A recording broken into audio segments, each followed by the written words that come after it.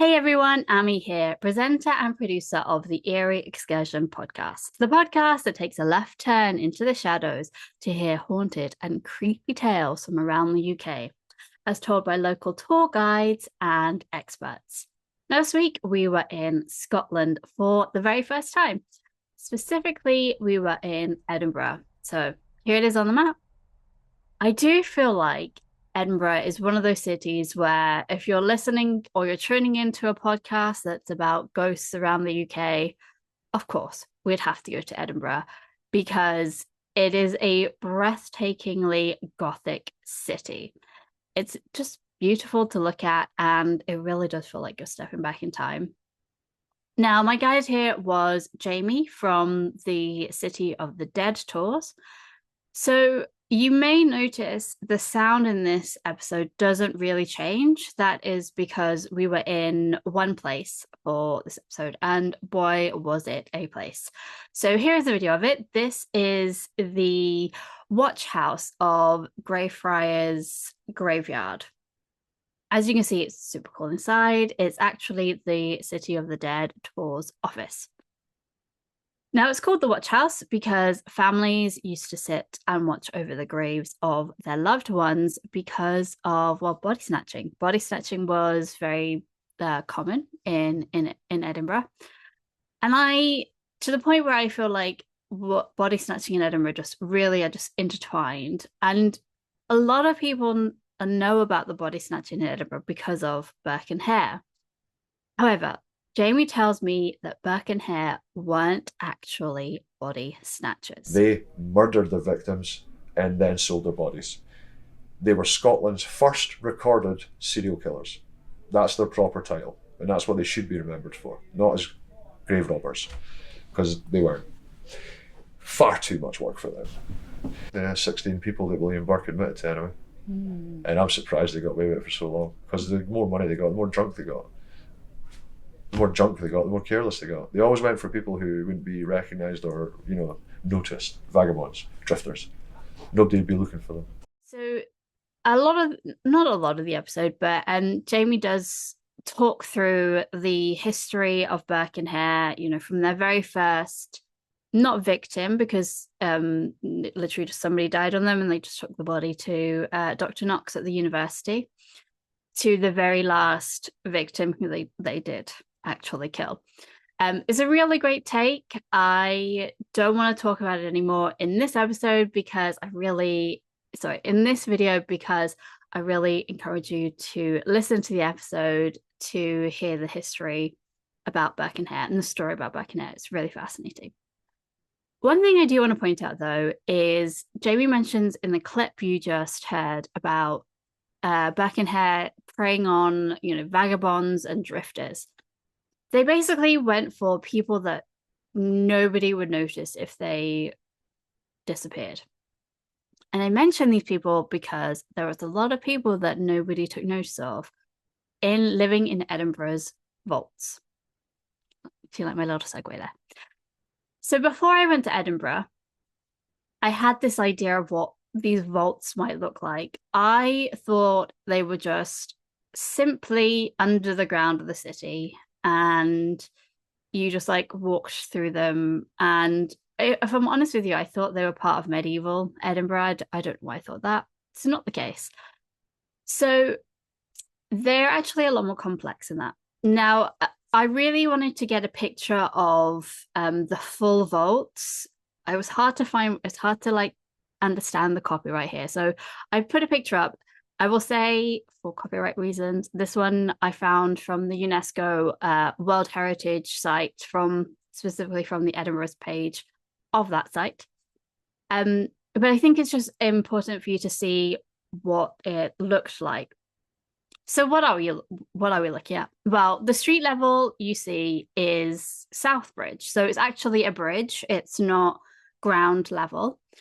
And the bridge was built in the late 18th century to connect the city. So you can see kind of there's the black dip that's in. That's called the Cowgate. It became kind of like a mushy, slummy area, basically.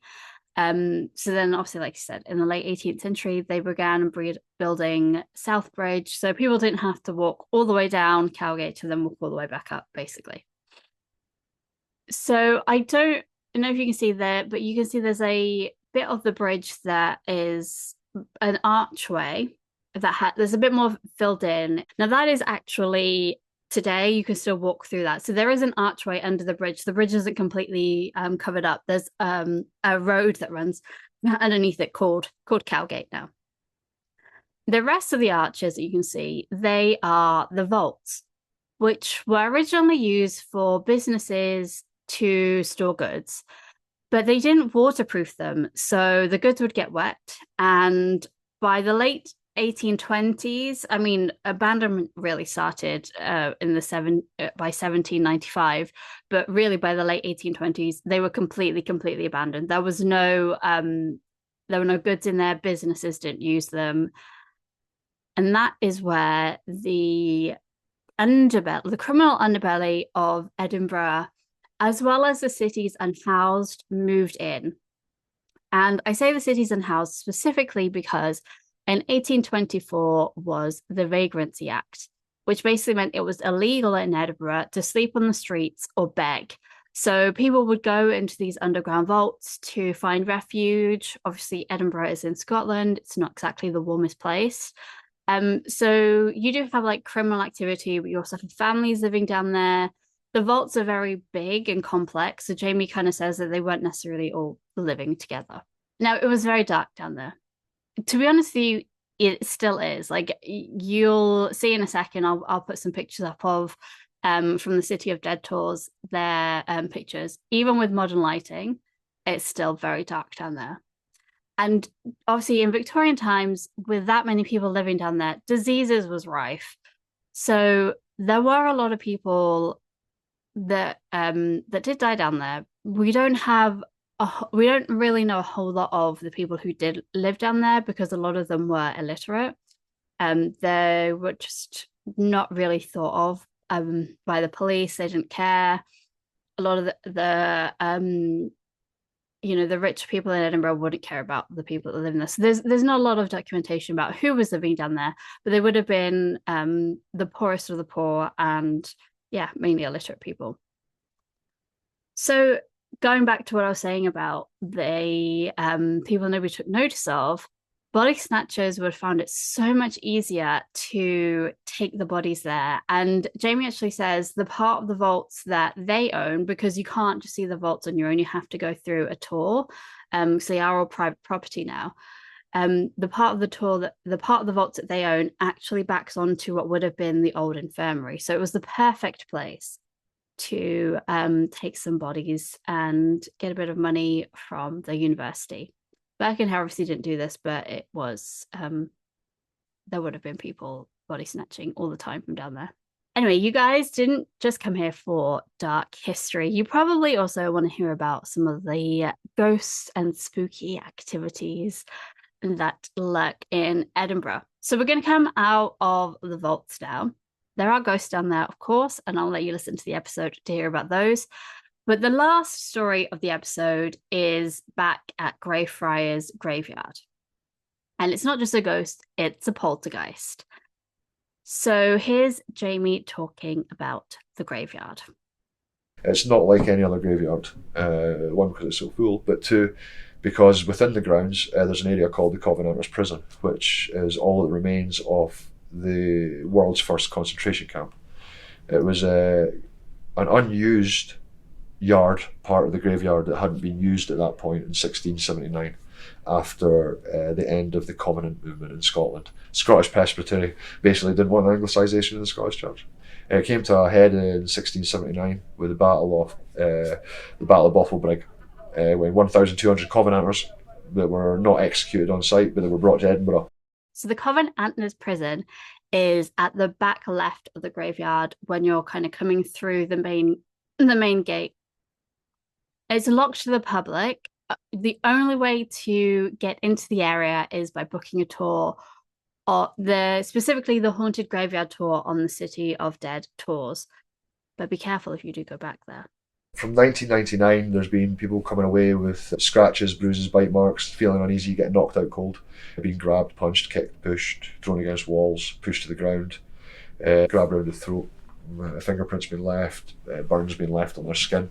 Over 3,000 over the years. So the video that you just saw is of the Black Mausoleum.